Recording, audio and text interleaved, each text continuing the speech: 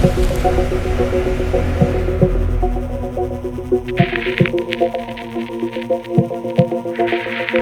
么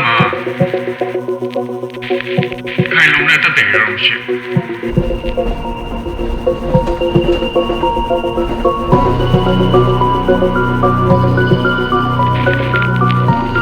ဒါမဲ့ဒီလိုတိုက်ဆိုင်မှုတွေက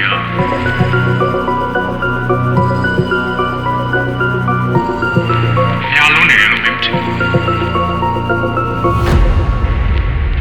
အဲ့ဒါကြောင့်မလို့